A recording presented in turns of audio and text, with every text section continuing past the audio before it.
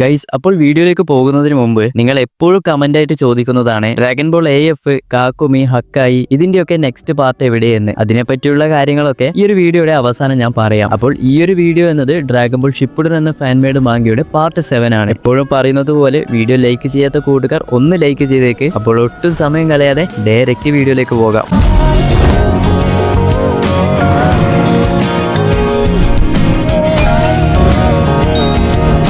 ഇവിടെ ആദ്യം തന്നെ കുറച്ച് ദിവസം കഴിഞ്ഞതിന് ശേഷമുള്ള ഒരു സംഭവമാണ് ഇവിടെ കാണിക്കുന്നത്. അതായത് ഒരു കാട്ടിനുള്ളിൽ ഒരു ജയിൽ കാണിക്കുന്നു. ആ ഒരു ജയിലിന് കാവൽക്കാരായി 2 സോൾജിയേഴ്സും ഉണ്ടാകും. അപ്പോൾ ഈ ഒരു ജയിലിൽ ആരാണ് അടച്ചിട്ടത് എന്ന് നോക്കിക്കഴിഞ്ഞാൽ നമ്മുടെ ഗോകുവിനെയാണ്. അങ്ങനെ നമ്മുടെ ഗോകു പറയും എനിക്ക് ബോറടിക്കുന്നു. അപ്പോഴാണ് ഗോകുവിന്റെ അടുത്തായി ഒരു പോർട്ടൽ ഓണായി അതിൽ നിന്നും നമ്മുടെ ടോബി എത്തിയിട്ടുണ്ടാകും. നമ്മുടെ ടോബിയെ കണ്ട് ഗോകു പറയും എത്ര സമയമായി നിനക്ക് വേണ്ടി കാത്തിരിക്കുന്നു, ഞാൻ പറഞ്ഞ സാധനം നീ കൊണ്ടുവന്നു. അങ്ങനെ ടോബിയും 1, 2 പറഞ്ഞ് ഗോകുവിനൊരു ചോക്ലേറ്റ് കൊടുക്കുന്നു. അങ്ങനെ ടോബി ചോദിക്കും ഇപ്പോൾ എങ്ങനെയുണ്ട്, ഇവിടെ വേറെ എന്തെങ്കിലും പ്രശ്നമുണ്ടോ എന്ന് ചോദിക്കുന്നു. അപ്പോഴേക്കും ഗോകു പറയും പ്രത്യേകിച്ച് പ്രശ്നങ്ങളൊന്നുമില്ല. അത് കഴിഞ്ഞ് ഇവിടെ ഫ്ലാഷ് ബാക്കിൽ നടന്ന കാര്യങ്ങളാണ് ഇവിടെ കാണിക്കുന്നത്. അതായത് ലാസ്റ്റ് ഫൈറ്റ് നടന്നില്ലേ നമ്മുടെ ഇറ്റാച്ചി വാസസ് ഗോകു, അതിൽ നമ്മൾ ഗോകുവിനെ എങ്ങനെയൊക്കെ ഡിഫീറ്റ് ചെയ്ത് നമ്മുടെ ഇറ്റാച്ചിയും കിസാമയും അവിടെ നിന്ന് രക്ഷപ്പെടുന്നു. നമ്മുടെ ഗോകു ആണെങ്കിൽ കണ്ടിന്യൂസ് ആയിട്ട് സൂപ്പർ സൈൻ 3ൽ മാറിയത് കൊണ്ട് ഇവിടെ മയങ്ങി വീണിട്ടാണ് ഉള്ളത്. അതുകൂടാതെ അതിന് തൊട്ടടുത്തായി നമ്മുടെ ജിറായയും ഉണ്ടാകും. അങ്ങനെ നമ്മുടെ ഗോകു ആണെങ്കിൽ പെട്ടെന്ന് എഴുന്നേൽക്കുന്നു. ഇത് കാണുന്ന ജിറായ ഫ്രണ്ട് നിന്നോട് എനിക്ക് കുറച്ച് കാര്യങ്ങൾ ചോദിക്കാനുണ്ട്. അപ്പോഴേക്കും ഗോകു ആണെങ്കിൽ അക്കട്സുക്കി നീ എവിടെയാണ്,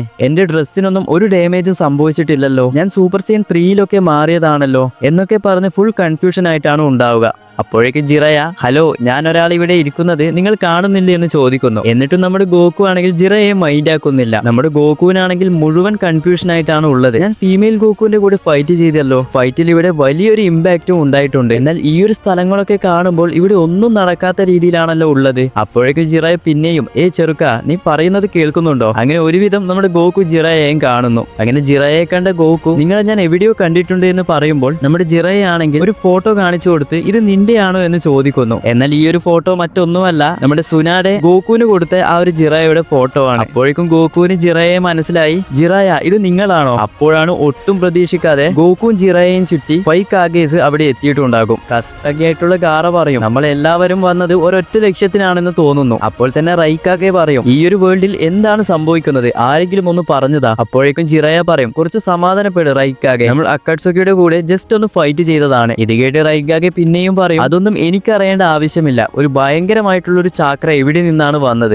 ഈ സമയമാണ് നമ്മുടെ ഗാറ നറൂട്ടോ അവിടെ കിടക്കുന്നത് കാണുന്നു. അപ്പോൾ തന്നെ ഗാറ ഓടി നറൂട്ടോയുടെ അടുത്തെത്തി നിനക്ക് എന്താണ് പറ്റിയതെന്ന് ചോദിക്കുമ്പോൾ നമ്മുടെ ജിറയ പറയും ഇറ്റാച്ചി അമത്തറസ് വെച്ച് അറ്റാക്ക് ചെയ്തതാണ്, നറൂട്ടോയെ ഞാൻ എങ്ങനെയൊക്കെ രക്ഷപ്പെടുത്തിയിട്ടുണ്ട് തുടങ്ങിയ കാര്യങ്ങളും പറയുന്നു. അപ്പോഴേക്കും റൈക്കാഗെ പിന്നെയും പറയും നറൂട്ടോയെ പറ്റിയൊന്നും ഇവിടെ ആരും ചോദിച്ചില്ല, ആ ഒരു ചാക്ര അത് എവിടെ നിന്ന് വന്നു. അപ്പോൾ നമ്മുടെ ഗോകു അത് ഞാനാണ്, അത് എന്റെ ചാക്രയാണെന്ന് സമ്മതിക്കുന്നു. ഇത് കേട്ട് റൈക്കാഗെ അത് നീയാണോ, എന്നാൽ നീ എന്റെ കൂടെ വരണമെന്നും പറയുന്നു. ഇത് കേട്ട് നമ്മുടെ മിസുകാഗെ പറയും നിങ്ങൾ എങ്ങനെ പറഞ്ഞു എന്ന് വെച്ച് അവനെ കൂട്ടിക്കൊണ്ടു പോകാമെന്ന് കരുതിയോ. അപ്പോൾ സുനാഡയും പറയും മിസുകാഗെ പറഞ്ഞത് ശരിയാണ്, നിങ്ങൾ 8-നെക്കാളും ഭയങ്കരമായിട്ടുള്ള മറ്റൊരു വെപ്പൺ ഉണ്ടാക്കാനാണോ നിങ്ങൾ കരുതുന്നത്. അങ്ങനെ ഓരോന്ന് പറഞ്ഞ് ഇവർക്കിടയിലും ഒരു ചെറിയ വാക്ക് തർക്കം പോകാൻ വേണ്ടി തുടങ്ങും. അപ്പോഴാണ് നമ്മുടെ ഗാറ പറയുന്നത് പ്ലീസ് നിങ്ങൾ കുറച്ച് സമയം ഒന്ന് സമാധാനപ്പെടേ, നിങ്ങളായിട്ട് ഇനി ഒരു 4th ഗ്രേഡ് നിഞ്ച വാർ തുടങ്ങി വെക്കരുത് എന്ന് പറയുന്നു. അപ്പോഴേക്കും നമ്മുടെ ഒണോക്കിയും പറയും നമുക്കിതൊക്കെ സംസാരിച്ച് റെഡിയാക്കാമെന്ന് പറയുന്നു. അങ്ങനെ അവസാനം നമ്മുടെ സുനാഡെ പറയും എന്നാൽ നമുക്ക് കുറച്ചുനാൾ ഇവനെ ജയിലിലിടാം, അത് കഴിഞ്ഞ് നമ്മൾ ചർച്ചയൊക്കെ ചെയ്ത്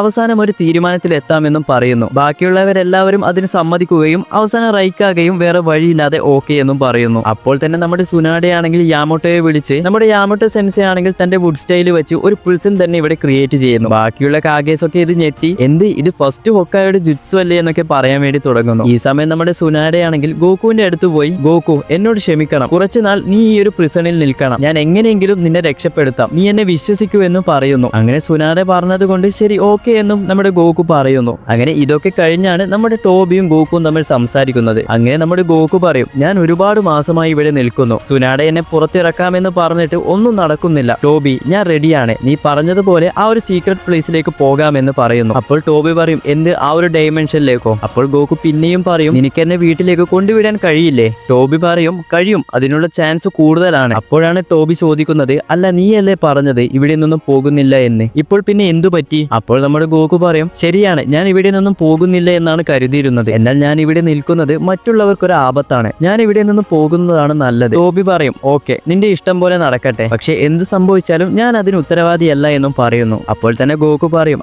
എനിക്ക് മനസ്സിലായി, ഇൻ കേസ് എന്നെ ആരെങ്കിലും പിടിച്ചു കഴിഞ്ഞാൽ ഞാൻ നിന്റെ പേരൊന്നും പറയില്ല. ടോബി പിന്നെയും ചോദിക്കും, ഇന്ന് തന്നെ പോകണോ അതോ 2 ദിവസം കഴിഞ്ഞ് പോയാൽ മതിയോ? ഗോകു പറയും, ഇനിയും സമയം കളയാനില്ല. അങ്ങനെ നമ്മുടെ ടോബി ആണെങ്കിൽ കാമോ യൂസ് ചെയ്ത് ഗോകുവിനെ ഇവിടെ നിന്നും കൂട്ടിക്കൊണ്ടു പോകുന്നു. അടുത്തത് നോക്കിക്കഴിഞ്ഞാൽ ഗോകുവും ടോബിയും ഒരു ടെമ്പിൾ പോലുള്ള ഒരു സ്ഥലത്ത് എത്തിയിട്ടുണ്ടാകും. അങ്ങനെ ടോബി പറയും, ഗോകു, നീ ആ ഒരു ടെമ്പിളിന്റെ സെന്ററിൽ പോയി നിൽക്ക്, ഞാൻ ഡൈമെൻഷൻ ജുട്സ് ഒക്കെ യൂസ് ചെയ്ത് നിന്നെ വീട്ടിലേക്ക് കൊണ്ടുവിടാമെന്ന് പറയുന്നു. അപ്പോഴേക്കും നമ്മുടെ ഗോകു ആണെങ്കിൽ, ടോബി ഒരു നിമിഷം നിൽക്ക്, ഇത് ട്രാപ്പ് ആണെന്ന് നല്ലതുപോലെ എനിക്കറിയാം. നീ അക്കട്സുക്കി ടീമിലുള്ള ആളാണെന്നും ബാക്കിയുള്ള അക്കട്സുക്കി മെമ്പർ ഇവിടെ ഉണ്ടെന്നും എനിക്കറിയാം. സുനാടെ നിങ്ങളെ പറ്റി നല്ലതുപോലെ എന്നോട് പറഞ്ഞിട്ടുണ്ട്. നിന്റെ ഫ്രണ്ട്സിനൊക്കെ വേഗം ഇവിടെ വിളിച്ച് കീഴടങ്ങി ഒരു പ്രശ്നവുമില്ലാതെ വലിയൊരു ഫൈറ്റ് നമുക്ക് സോൾവ് ചെയ്യാമെന്ന് പറയുന്നു. എന്നാൽ ഇതൊക്കെ കേട്ടാണെങ്കിൽ നമ്മുടെ ടോബിക്കൊന്നും മനസ്സിലാകില്ല. നീ എന്താണ് പറയുന്നത് ഗോകു? അങ്ങനെ നമ്മുടെ ഗോകു പറയും, നിങ്ങൾക്ക് വേറെ വഴിയില്ല, കീഴടങ്ങി. അപ്പോഴേക്കും നമ്മുടെ ടോബി പറയും, നീ കുറച്ച് അടങ്ങ്, ഞാൻ അക്കട്സുക്കി എന്ന കാര്യം ഓക്കെ, എന്നാൽ നീ ആര് പറഞ്ഞാലും വിശ്വസിക്കുമോ? സുനാടെ പറഞ്ഞ കാര്യങ്ങളൊക്കെ നീ വിശ്വസിക്കുന്നുണ്ടോ? മറുവശത്തും എന്താണെന്ന് മനസ്സിലാക്കാതെ ശരിയും തെറ്റും എങ്ങനെയാണ് നീ കണ്ടുപിടിക്കുന്നത്? അപ്പോഴേക്കും ഗോകു പറയും, അവരെന്റെ ഫ്രണ്ട്സ് ആണ്. ഇത് കേട്ട് ടോബി പിന്നെയും പറയും, നോക്കൂ ഗോകു,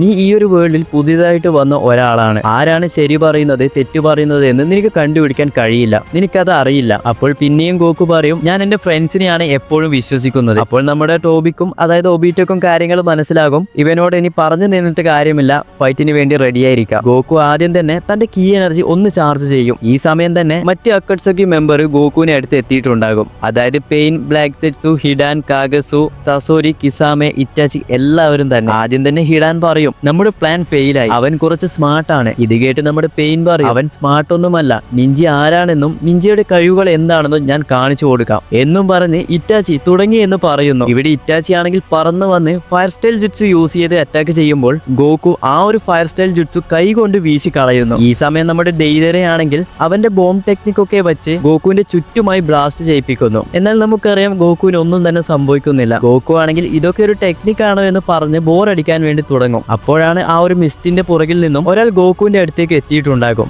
ആരടാ എന്ന് പറഞ്ഞ് ഗോകു തിരിഞ്ഞു നോക്കുമ്പോഴാണ് അക്കട്സുക്കി കോട്ടിട്ട മറ്റൊരു ഗോകുവിനെ ഇവിടെ കാണിക്കുന്നു. അതോടുകൂടി ഇന്നത്തെ പാർട്ടും ഇവിടെ അവസാനിക്കുന്നു. ഇനി ഞാൻ വീഡിയോയുടെ തുടക്കത്തിൽ പറഞ്ഞില്ലേ, ഡ്രാഗൺ ബോൾ ഹക്കായി, AF, കാക്കുമി, ഇതിന്റെയൊക്കെ നെക്സ്റ്റ് പാർട്ട്. ഡ്രാഗൺ ബോൾ ഹക്കായുടെ കാര്യം പറയുകയാണെങ്കിൽ ഡ്രാഗൺ ബോൾ ഹക്കായുടെ ചാപ്റ്റർ എത്ര വരെ ഇറങ്ങിയോ അത് മുഴുവനായും നമ്മൾ വീഡിയോ ആയിട്ട് ചെയ്തിട്ടുണ്ട്. അതായത് ഈ ഒരു ഫാൻ മെയ്ഡ് മാംഗാസ് ഒക്കെ ഓരോ ചാപ്റ്റർ ആയിട്ടാണ് ഇറങ്ങുന്നത്. എന്നാൽ നമ്മൾ എന്ത് ചെയ്യുന്നു വെച്ച് കഴിഞ്ഞാൽ ഇതിലെ 1-2 ചാപ്റ്റേഴ്സ് ഒക്കെ ഒരുമിച്ച് ഒരു വീഡിയോ ആക്കിയിട്ട് പാർട്ട് പോലെയാണ് ചെയ്യുന്നത്. അപ്പോൾ ഡ്രാഗൺ ബോൾ ഹക്കായുടെ നെക്സ്റ്റ് ചാപ്റ്റർ എപ്പോൾ വരുമെന്ന് ചോദിച്ചു കഴിഞ്ഞാൽ അതിനെപ്പറ്റി ഒരു അപ്ഡേറ്റും ഇതുവരെ നമുക്ക് കിട്ടിയിട്ടില്ല. ഇനി നെക്സ്റ്റ് ചാപ്റ്റർ വരുമോ എന്ന് തന്നെ നമ്മുടെ ഹക്കായുടെ കാര്യത്തിൽ സംശയമാണ്. ഇനി ഡ്രാഗൺ ബോൾ AFന്റെ കാര്യം എടുത്തു കഴിഞ്ഞാൽ എനിക്കറിയാം ഞാനത് പകുതിക്ക് വെച്ച് സ്റ്റോപ്പ് ചെയ്തിട്ടാണ് ഉള്ളത്. അതിന്റെ റീസൺ എന്താണെന്ന് വെച്ച് കഴിഞ്ഞാൽ നമ്മുടെ ഈ ഒരു ചാനലിൽ പ്രധാനമായിട്ട് ഡ്രാഗൺ ബോൾസും അതുപോലെ തന്നെ നറൂട്ടോയും ഇഷ്ടപ്പെടുന്ന ആൾക്കാരാണ് ഉള്ളത്. അതുകൊണ്ട് ഈ ഒരു മാങ്ക കണ്ടപ്പോൾ രണ്ടുപേർക്കും ഇഷ്ടപ്പെടുമെന്ന് വെച്ചാണ് ആ ഒരു AF ഞാൻ ബ്രേക്ക് എടുത്ത് ഈ ഒരു മാങ്ക ഞാൻ സ്റ്റാർട്ട് ചെയ്തത്. ഇത് കഴിഞ്ഞ ഉടൻ തന്നെ നമുക്ക് AF കണ്ടിന്യൂ ചെയ്യാം. ഇനി ഡ്രാഗൺ ബോൾ കാക്കുമിയുടെ കാര്യം പറയുകയാണെങ്കിൽ ഡ്രാഗൺ ബോൾ കാക്കുമി എത്ര ചാപ്റ്റർ വരെ ഇറങ്ങിയോ അത് മുഴുവനായും നമ്മൾ കംപ്ലീറ്റ് ചെയ്തിട്ടുണ്ട്. ഡ്രാഗൺ ബോൾ കാക്കുമിയുടെ ടീംസിന്റെ ഭാഗത്തു നിന്നും ഡ്രാഗൺ ബോൾ കാക്കുമിയുടെ നെക്സ്റ്റ് ചാപ്റ്റർ വരുമെന്നും കൂടാതെ ഞാൻ ലാസ്റ്റ് ചാപ്റ്ററിൽ പറഞ്ഞിട്ടില്ലേ ഇതിന്റെ ഒരു ആനിമേഷൻ വരുന്നു എന്ന്, അതിന്റെ ഒരു ട്രെയിലറും വരുമെന്ന് അവർ ഒഫീഷ്യൽ ആയിട്ട് പറഞ്ഞിട്ടുണ്ട്. എന്നാൽ നെക്സ്റ്റ് ചാപ്റ്ററും ഈ ഒരു ട്രെയിലറും എപ്പോ വരുമെന്ന് പറഞ്ഞിട്ടില്ല,